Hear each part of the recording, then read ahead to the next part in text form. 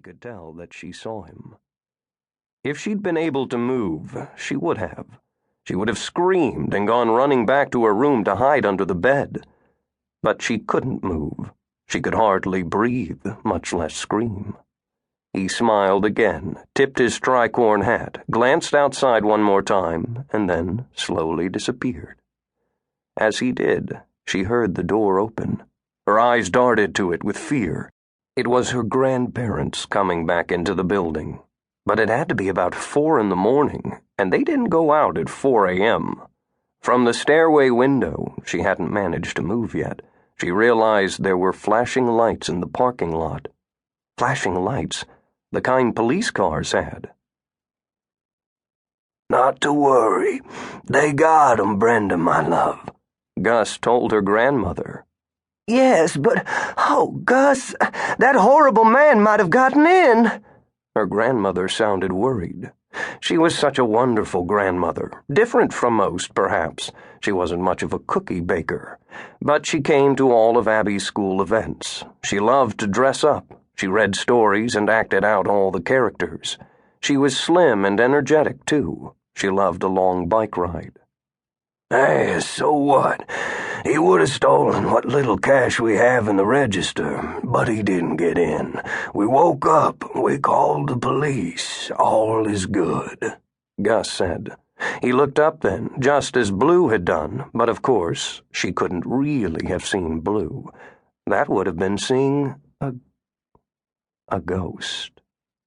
"Hey, Munchkin, what are you doing up?" Gus called to her. She willed her frozen lungs to function. I woke up," she said. Her voice sounded funny, and she forced herself to move. I just woke up, and I couldn't find you." "It's okay now, Abby. Everything's okay. You can go back to sleep," Gus told her. "What happened?" she asked. Her grandmother turned to her grandfather, and Gus answered, "A thief trying to break in, baby, but the police got him. We're fine." "Back to bed, child," her grandmother said. She smiled to lighten the sternness of her words. "It's late, or early, whichever. Time for young'uns to be asleep. What would your parents say about the way we keep you up?" "Mom and Dad wouldn't mind. Mom always says you're the best. She said that if you and Gus weren't so wonderful, she'd never be able to travel with Dad as much as she does. Not many kids are so lucky. I get to stay with you." Her father worked for a major tech company and traveled frequently. She had a room at the tavern with almost as much stuff in it as a room in the house on Chippewa Square. "Be that as it may," her grandmother began, "I want you back in your bed. It's a school night." Abby gave her grandfather a wide-eyed look. He was an easier mark than her grandmother. She couldn't possibly go back to bed. Alone. Not yet. "Come on down. We'll have a cup of tea and then we'll go back to bed. How's that?" She managed to nod and to come running the rest of the way down the stairs.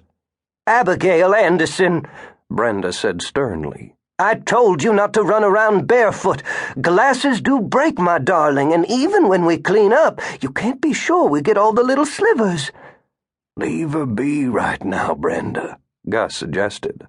Brenda wagged a finger at her. "Tonight, just tonight, you follow the tavern rules. My rules, young lady, or you don't stay here anymore." "Yes, ma'am," Abby said. Brenda spun on Gus. "And you!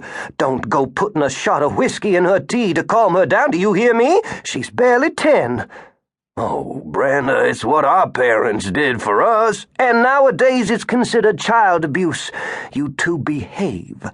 I'm going back up."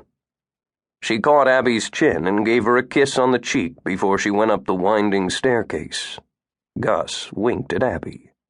"Come into the kitchen," he said. "We'll brew some tea." In the tavern's large, modernized kitchen, she sat on a stool and watched Gus place the kettle on a burner and bring out the makings for tea. There was a bottle of whiskey on one of the top shelves. He hesitated and then shrugged. "One little nip cured me of colds."